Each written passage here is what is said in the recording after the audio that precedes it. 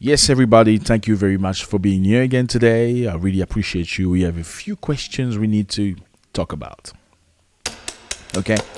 The first one is I hope I'm going to get answers from you guys. We need your implications so we can maybe move forward with our lives.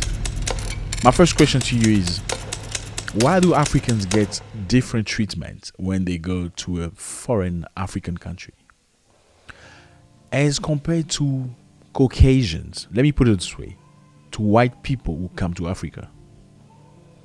In a very simple term, I'll say, why would a Ugandan get a different treatment going to a foreign country in Africa compared to a white person going to the same country? Vice versa. I don't understand that. Starting for immigration, you get to immigration, they look at you in a very condescending way, asking you, when are you leaving our beautiful country? This is something I personally experienced in South Africa. It hurts my feelings. And I'm not saying this to throw anybody under the bus. I'm just being honest. This is not a South African thing. This is a general, almost general thing, at least. When are you leaving our beautiful country? Dude, I just arrived. Take a break. When are you leaving our beautiful country? What do you mean? Do you think they would ask the same question to a white person that are arriving in African country? I don't think so. Why are we subjected to pressure when we go through immigration in African countries? Even if they don't say it openly, but you can feel the pressure. You can feel them looking at you in a very funny way, pulling you aside, making you feel like you don't belong, making you sometimes feel like you've done something really wrong, even if you know you have not done nothing wrong. Pushing you in a corner in a way that you feel complied to pay something, to bribe, so you can leave or move on with your life or go at least to the country or enter the country or be granted a visa. Why things that are written on immigration websites are never a reflection of things that you see on the ground, in most African countries at least? Then we pretend to love each other, to be a support for one another, and we call each other brothers in Africa. I think it's very hypocritical. And I think these are questions we need to ask one another in a very pure way, in a very honest way. How can Africa move forward? How can Africa be a strong figure in the world, a strong continent, if the most oppressive people toward Africans are in fact Africans, as opposed to the lectures that we get about colonialism? The crux of the matter is when Europeans come to African countries, they are treated differently than the way African nationals are treated, often called aliens. Why do we sometimes feel like our rights are not the same as those of the locals, at least as those of the white foreigners in a foreign country in Africa? I don't understand that. I don't get it. Europeans are Europeans whether they are in France, in Belgium, in Italy, or Portugal. They feel the same feeling. We don't, because we feel like we're oppressed by our own brothers or supposedly brothers. How do you explain that? Number two, why is it difficult for Africans to accept their daughter to get married to an African national from a foreign African country or different African country? Why is it difficult? Why do they make you feel like a pain in the butt? And in most cases, you hear people say things like, is that your new man? Why? Like, the girl goes to her parents and says, I want to marry this guy. I want to marry this guy named Adrian from Kenya. And I'm a girl from Uganda.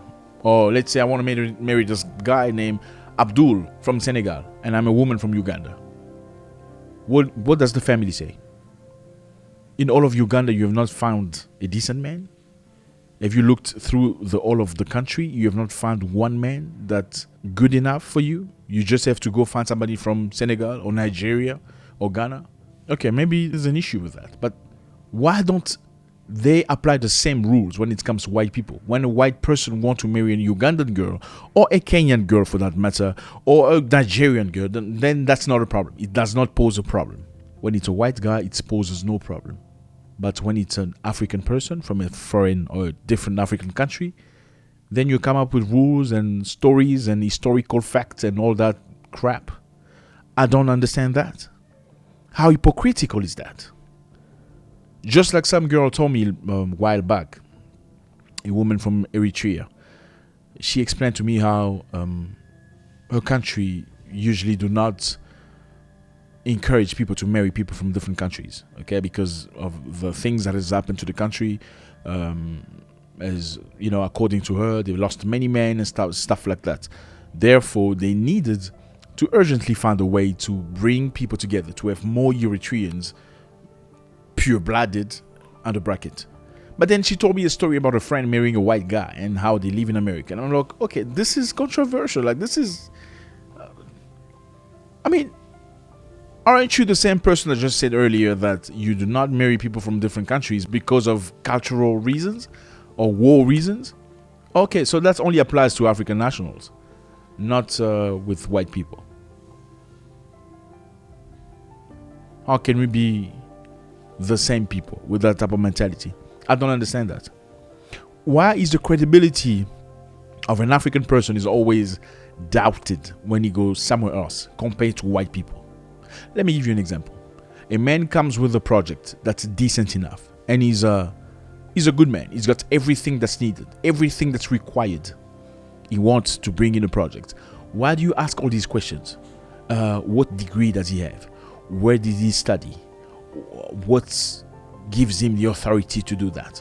But you don't ask the same question when it's an Italian that comes with the same project. He doesn't go through the same scrutiny, at least, as a black person would in Africa. When a black person goes to an African country, they want to control and find out everything down to the suitcase. Why is he here? Why are you here now? Who do you know here? How long are you staying? Where are you staying? Do you have a number? When it's a white person, they don't ask that. They assume he's here to do good. And this has nothing to do with me being against white people. I love them very much. This has everything to do with African mentality of being subordinate, of feeling lesser men and treating other African people in a very condescending way. Unacceptable. Have you noticed that some of us complain about our government, saying that government is not running things correctly, government is corrupt, government is this, government is that, service delivery is not good. As long as we're not profiting from government. If a member of a government is part of your family, then you don't complain anymore. You can complain when you have nobody in government, but as soon as one of your family members is elected in government, then you don't complain anymore. Then the pain of everybody is not your pain anymore. Then you're not an activist anymore. So most of us are activists when we do not benefit directly from the system. So it has nothing to do with integrity.